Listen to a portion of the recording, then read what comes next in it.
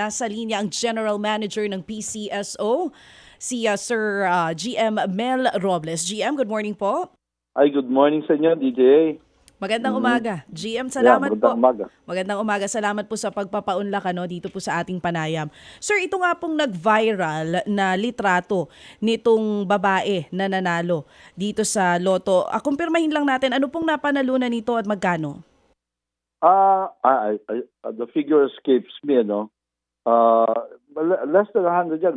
I'm not sure, I have to review. Anyway, she won medyo malaki rin naman, mga 28 yata, no? Well, anyway, the message is, you have to conceal the identity, including the clothing. And in fact, somebody are taking issue of the calendar. Because it was taken December 28 talaga. Pero hindi naman ang posting yan real time.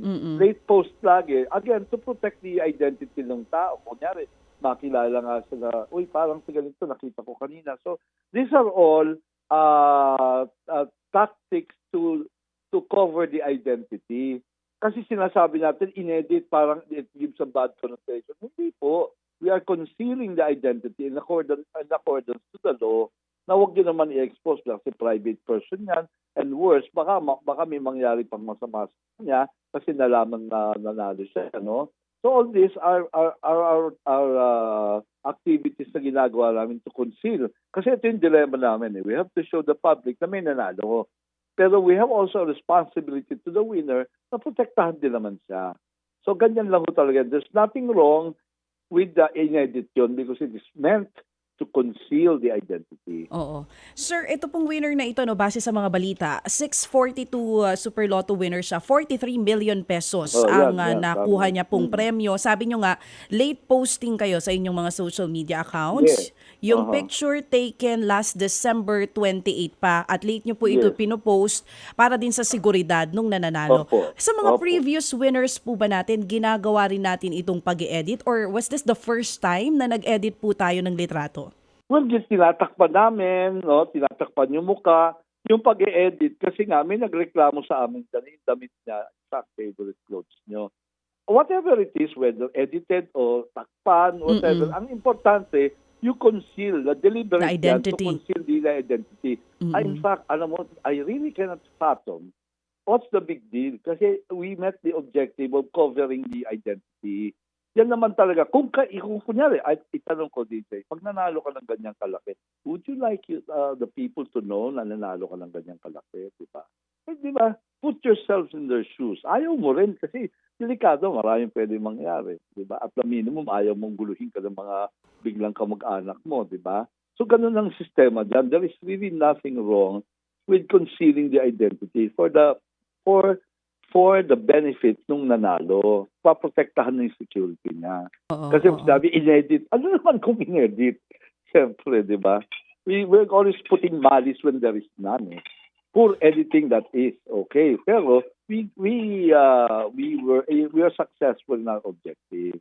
Yun ba kasi pagkakaan ng edit yan eh. Kung ito ay art contest at pangit ang editing namin, hindi wala. May problema talaga.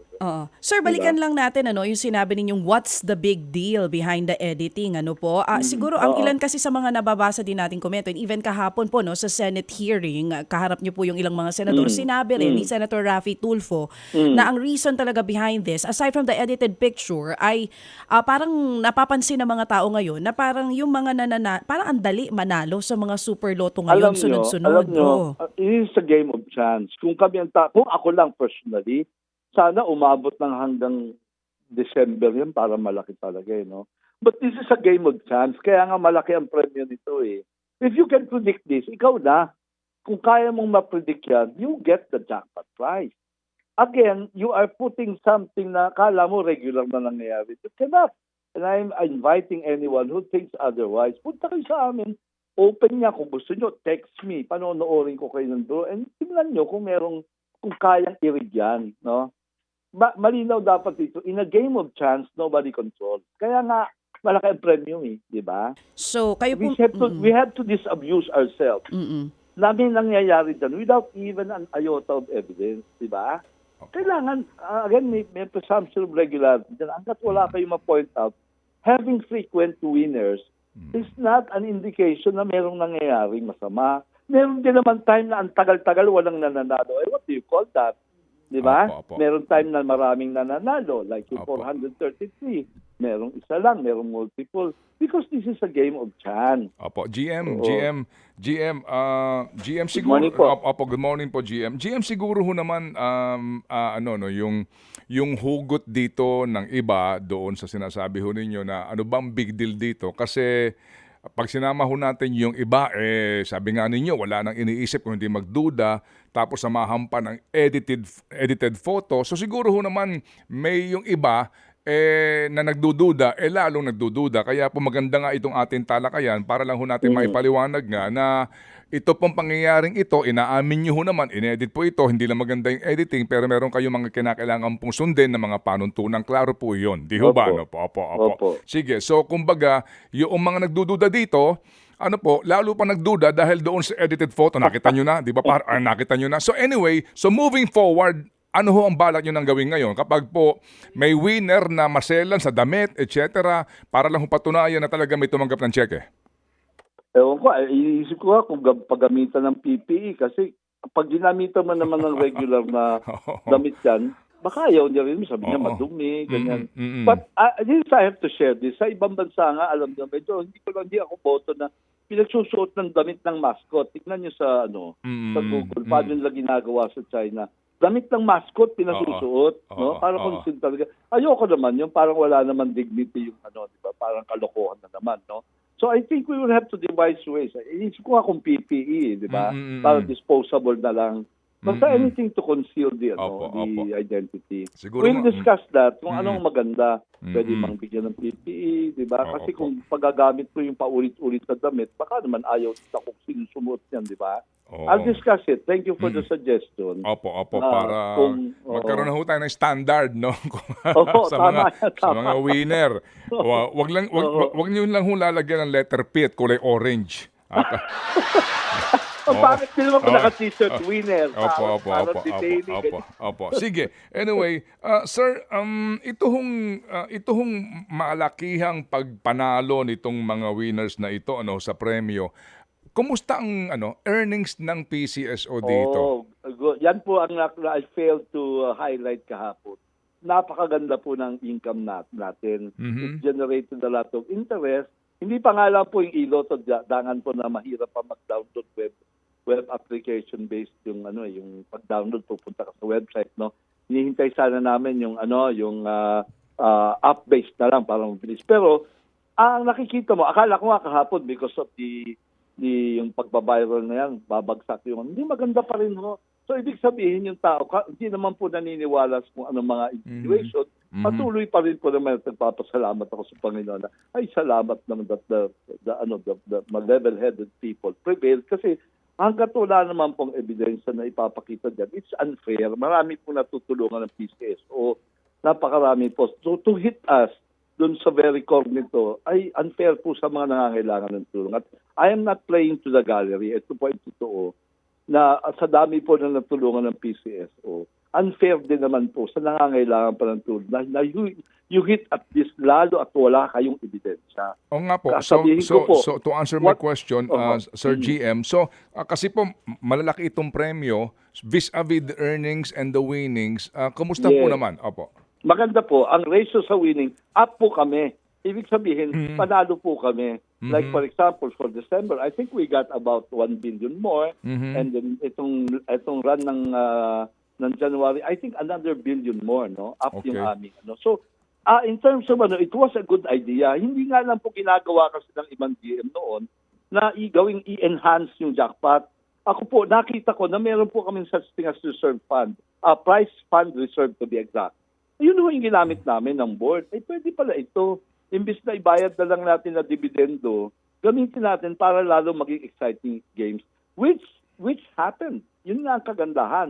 Kasi po ang lottery is always jackpot driven. Wala na ho kayong pag-uusapan. Gusto mo lumaki ang tayaan, lakihan mo yung jackpot. Wala na hong iba. And we have proven that. Okay. Kasi dati-rate, di ba, inot-inot ang paglaki ng premyo. Dahan-dahan. Habang walang tumatama, lumalaki. Di ba? Ngayon po kasi, ang unang tatamaan pa lang, malaki na kaagad eh. Di po Oo. ba? Okay.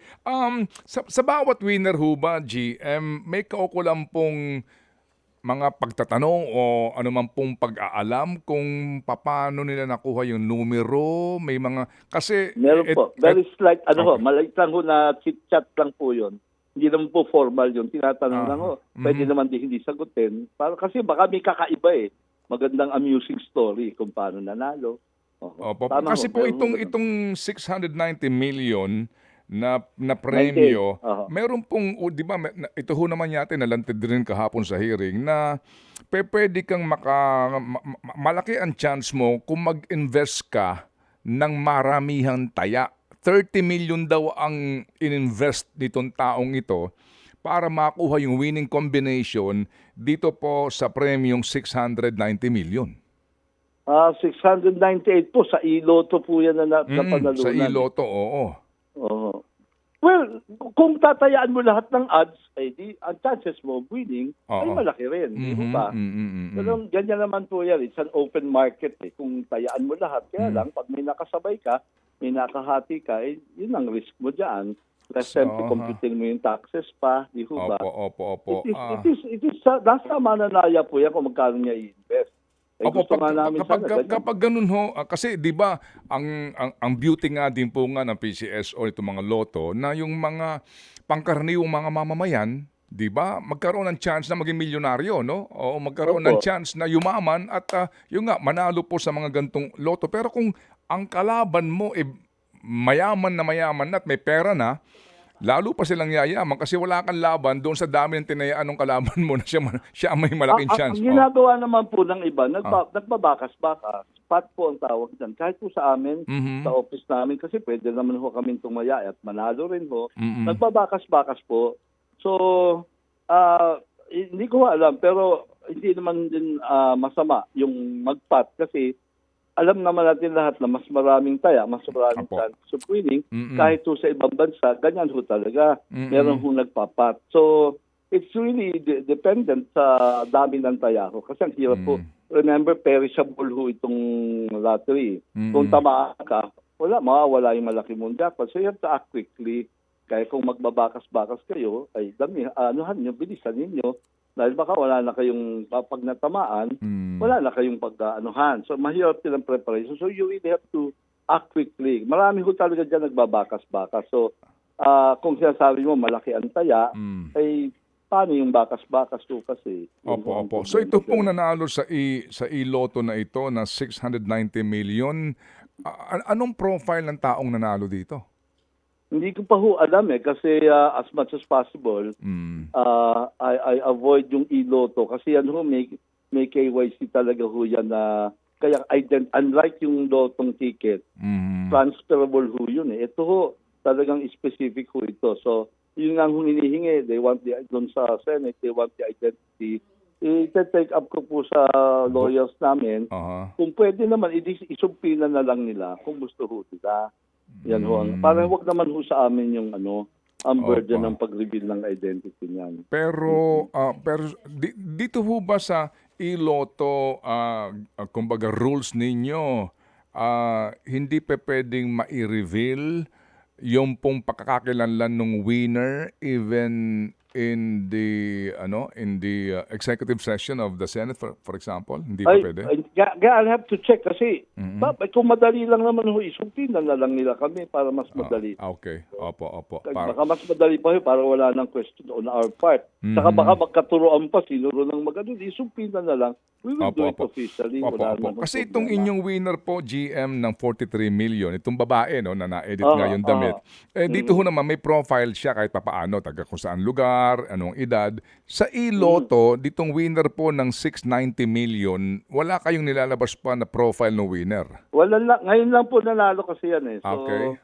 Ngayon lang po, first time lang po nanalo yung iloto ng jackpot. The very first time po. So are you going to release the profile of the winner here eventually? Yung home circumstances, pag na-interview po namin, I think talagang nilalabas namin yan to establish the credibility ng meron talagang nanalo. Kailangan din ho yan. Pero not to the point na extent na marireveal yung identity niya. Pero hindi pa nakapag-claim ito, GM? Ay, hindi pa ho. Hindi Hindi pa, pa. okay. Meron pa nga ako from Quezon City, 300 million last year pa ba? O, ang tagal na ho, December pa. Hindi ho nag-claim eh. Okay, sige. So, Pa- depende ho sa strategy nila, sa timing nila, hindi ho Opo. natin malaman because they have 1 year to claim. Opo. GM, ano po ang taxation dito? Paano po ang ang usapin po ng Ay, taxes dito? 20% po. Happy na naman po ang BIR nito because pag malaking jackpot, malaki rin ho ang babayaran buwis. 20%. Opo. Automatic po ba 'yon kukunin na ho ng gobyerno pag ibinigay yung premyo doon sa winner? Opo, dinideduct na po namin. Okay, opo. At kayo ba meron kayong mga programa para po sa ibang bansa na usually po hindi agad-agad kinukuha yung buong premyo? Ang tawag po dyan, Kated, yung annuity. Oo. Annuity ang tawag dyan, ini-installment nila kasi pag malaki talaga, over a period of 20 years, hinuhulugan nila. Tapos pag kukunin mo ng pre-discount mo, malaki rin ho ang bawas. Pag kunyari, ngayon gusto ko na cash. Sa PCSO po, wala po ngayon yan. Meron po kaming balak i-launch na Lotto Bilyonaryo na ang base price po niya ay 1 billion. Tapos siyempre mag-i-snowball ho yun. Pero we're studying kung pwede namin i-adapt yung parang sa ibang bansa, yung annuity na tinatawag. Opo, sige Kasi po. malaki rin ho. Opo. Ngayon po mayroong insecurity ang mga lotto outlet owners, operators ngayon because of this e-lotto. Di ba? Insecurity po. Opo, kasi nga kalaban nila ito. Yung sa e-lotto, pipila ka pa. Pag malaki yung premyo, humahaba yung pila, di ho ba? At meron pa silang empleyado, meron silang mga makina, may office silang, meron silang pwestong uupahan. Sa e-lotto, wala nang ganun at mas mabilis. So baka daw maging maging instinct na ho sila. Opo. Valid yung fears pero the data shows na pag lumaki yung jackpot po, lahat po tumataya eh. Actually, yung e-lotto pa nga natin, di pa nga ho nakaka-apekto kahit ang lalaki ng jackpot. Ang nakikinabang ho ngayon ay talaga ho, yung mga traditional over-the-counter outlet. No, lahat po yan, they have experienced at least 35% increase up to 55% increase. But matontuwa po sila now.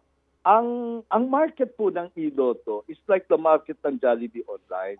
No, pag umorder ka online, hindi naman po nagsasara yung restaurant. Meron po talagang tao na gusto niyang tumaya kasi lalo ang gaming, superstitious po ang tao eh. Hindi nga ho pipili sa kung saan-saan yan eh. Dan lang ho sa lagi niyang binibilhan. So ganun po ang nature niya na nakikita ko. E-lotto caters to a different segment ng bettors. No? Magkano po ang minimum, magkano po ang bet sa e-lotto at paano po yung age requirement dito?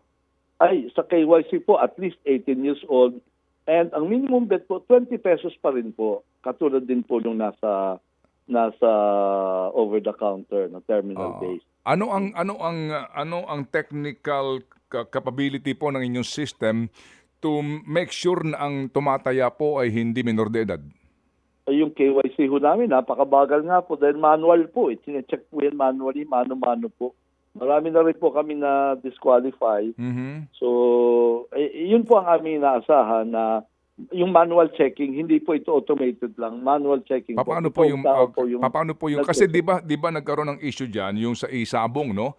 Na kung sino-sino na lang ho, pwede ho talagang tumaya dito and then wala na pong pananggalang. Sa inyo po, paano mano-mano? Kinakailangan muna makita live yung mukha nung tumataya? Yung ang nag-check po, tao po. Pag nag-submit ka, tao po ang mag-check ng documents po like ID, titignan ho talaga nila. Hindi nga lang ang iniiwasan namin yung sa national ID, yung ginamitan ng unggoy, di ba, nakapag-register. Yan ho yung iniiwasan natin. So, paano pong tao daang libo itong tumataya, di ba? Opo, dinadamihan na lang po yung mga KYC attendants po. Marami ho talaga. Kaya ang bagal ho eh. Kung makita niyo mabagal ho talaga. Kami naman, we would rather have a slow process than makalusot kasi yun ho talaga ang commitment natin. Opo. Di ho ba, GM, dito po ang pamamaraan magkakabit ka ng application sa iyong smartphone? Opo. Opo. Opo, sige. So you will subscribe doon sa application na iyon and then ito na yung access mo makataya sa iLotto and then kapag tumaya ka doon, meron kayong hindi kayo gumagamit ng AI kung hindi mismong tao na bawat pumapasok at tumataya, iisa-isahin nila ang pagsusuri kung talagang ito'y hindi minor de edad? Doon po, pag KYC po, Oo. isa-isa pong tao yun ang nag-check. That's very interesting, ha? Paano? Pero tedious po, medyo talagang tedious pero wala akong way. Ma-waste talagang matakaw sa oras, matakaw sa manpower, pero wala akong tayong choice Opo. So far po, ilan po ang latest na record niyo na tumaya o merong mobile application po ng ilot? Last count, mga 120,000 pa lang po. Ang last count po, I'll have to check the update. Pero sa laki ng premyo, sa 20 pesos na taya, ano yun? Kasi nga, yung iba maramihan ko tumaya, ganun po, ano? Yun pong sa online, medyo may limit po kasi ang GCash So, magre-reload ka nang magre-reload doon. So, okay, opo. Mas limiting ang online. Unlike sa sa over the counter, pwede ho yung sinasabi kong magbakas-bakas sila, depende sa kanila. Pwede ho as long as kayang matanggap ng machine physically, pwede ho yun. Opo. Ang iLotto, ang pagtaya is online pero ang bola nito, actual na bola ho na napapanood sa telebisyon. Pareho po. Tama po. Okay, sige. So, ito hong, gaano kalaki ang investment dito? Ito ba'y outsourced na ninyo kinuha to operate iLotto? Wala hong cost sa PCSO yan. In fact, test period pa lang po ito. 1 year pag gumagana yan, ipo-purchase ho ng PCSO yan. Kapag yung technology. Kapag it's working, ipo-purchase yan. Nasa 1 year period pa po sila ngayon. So kung makita natin na maganda and effective naman, maganda naman ho para sa PCSO, then we will procure po yung buong system. Pero right now, wala hong cost sa PCSO. Sino ho ang nag-ooperate? Anong kumpanya ho operator nito? POSC, Pacific Online po. Oo. Meron bang attempts to hack this system? Wala pa naman po kaming na monitor. Wala pa naman. Okay, sige. So GM kami kami huy laging tatawag sa inyo para makibalita po, ha? Please. Wala akong pinakamaganda pang combat sa kung mga misinformation at kundi ho is really to tell the people straight what it is. At maraming salamat po sa pagkakataon na ito. Opo. Sige po. Salamat po sa inyo, GML Robles. Thank you. Salamat po. Mabuhay po kayo. Thank you. Ang General Manager po ng PCSO. Ted Filon at DJ Chacha. Ngayon, nasa Radyo 5, 92.3 News FM. Monday to Friday, 6 to 10 a.m.